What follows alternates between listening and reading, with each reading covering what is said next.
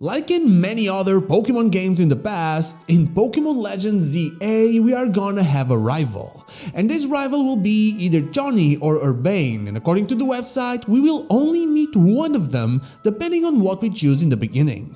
That means that the other one does not exist in this world, and that was the first time that I thought to myself, something is probably wrong with these characters. Then we had that Battle Zone trailer, and when I saw that, when I read the website once more, I think I finally got it. I think I finally know what else doesn't fit in these characters. So hey, I'm not so ace trainer, and what is wrong with Urbain and Taunie? Let's get into it. So first, about Urbain or Taunie. They are characters that live in Hotel Z and help AZ run that place. They seem to be the ones that get us the starters somehow and are very likely our first battle, but those things are still very much loose scenes and nothing else. But just like what appears to be every trainer in Lumiose City, they are also competing in the ZA Royale. The ZA Royale was the new revelation for Pokemon Legends Z-A. Lumiose City changes its aura at night and we just go around trying to surprise attack trainers or run from them. Honestly, it all seems like it's gonna be pretty fun. Kinda like liking, subscribing or joining the channel. But yeah, we're just gonna go around trying to go from rank Z to rank A and then we get a wish. It all seems like that's gonna be the premise for the game and the whole thing that drives the plot further. Before I continue though, how do you feel about the ZA Royale? Let me know down below. It's a strange thing, getting a wish fulfilled by winning a weird tournament, but honestly, it's very interesting and mysterious and that's kind of what we need. I do have a video planned about the wish, but I'm still trying to get my head around my own theory. What we do know for sure, at least at this point, is that there seems to be a pattern to our adversaries when trying to climb the ranks. For example, when trying to climb rank Z to Y, we battle Zack, a taxi driver that wants only taxis around the city. Then it appears that our Y rank boss is Yvonne, and she wants a marathon. So Zack for Z and Yvonne for Y, and I think probably Xavier for X, for example. This means that if we're battling our rivals within this same premise, they would either be the T boss for Taunie or the U boss for Urbain. So, depending on what you choose in the beginning, the ranks change. There's not only one new character, the rivals, there's two, the rival and the U or T boss. I don't see this happening. Judging from Pokemon Legends Arceus, these Legends games are supposed to be like a unified version, one single world. And just like they are gonna be our first battle in the game, or they appear to be our first battle in the game, I think Urbain or Taunie are gonna be our last battle as well. They are probably saving that final Taunie or Urbain battle to the end of the game, the final of the tournament. But final battles, they tend to have a bit of a twist, and the only way to make sure that there is a twist and also make sure that the game becomes uniform again in all of its versions, all of its playthroughs, would be to just make sure that character doesn't exist anymore. You know, like finding a way for that character to just go away. Or finding a way for that character to become someone else. Last video I talked about why I believe Lysander is alive. I also talked about the expansion suit, which can not only give you superhuman abilities, but it can also conceal your identity. You should absolutely check out that video if you haven't after this one, as it gives you a different perspective to this possibility, one that is more connected to Quasartico than any other thing. But the premise is the same. Lysander is alive and he is using a new version of the expansion suit to conceal his identity.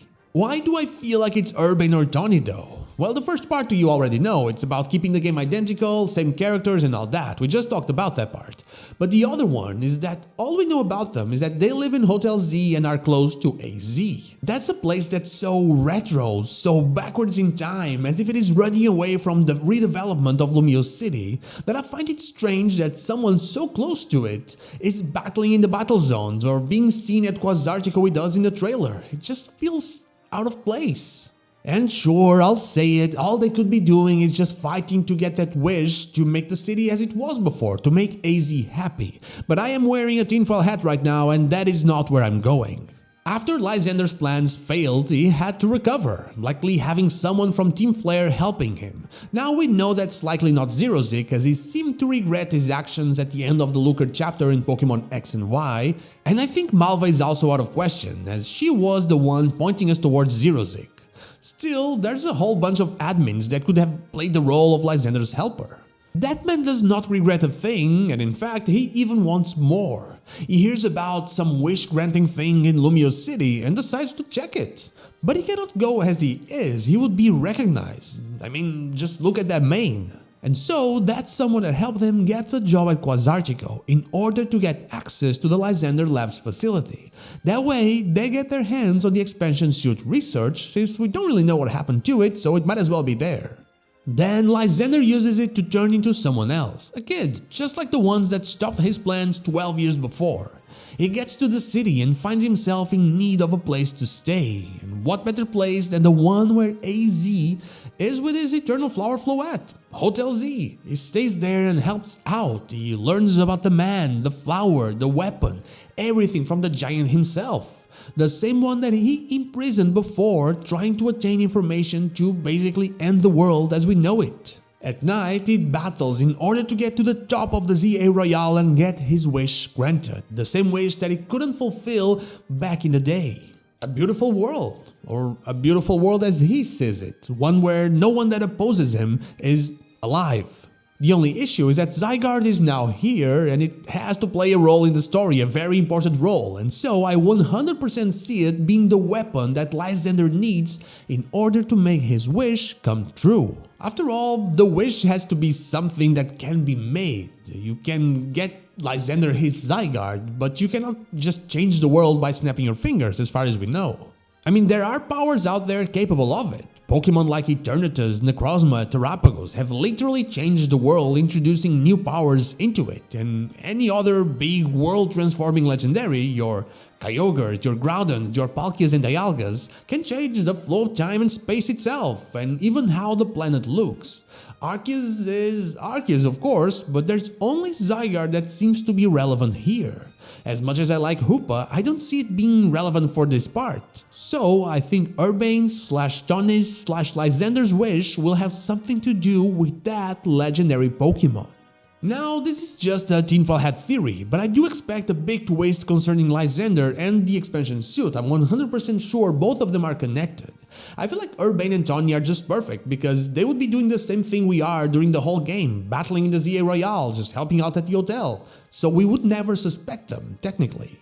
In the final battle, they would win, maybe, and just choose Zygarde as their wish, or maybe lose and forcefully take our Zygarde, because we cannot forget that the expansion suit also can hack Pokeballs. Maybe they would even take AZ's Eternal Flower Floette, because maybe that Pokemon can power up something very, very powerful. Honestly, my bet is still on the rivals being the ones that turned into Lysander, but it's true that we don't know a lot of characters that will be here in this new Pokemon Legends game. But anyway, that is all I have for you today, so thank you so much for watching, and I'll see you all on the next one. But before I go, I want to thank my YouTube members Dash Plays and Yahtzee, and Twitch subscribers Anubis Here and Zanes222 for going that extra mile. From the bottom of my heart, thank you all so much.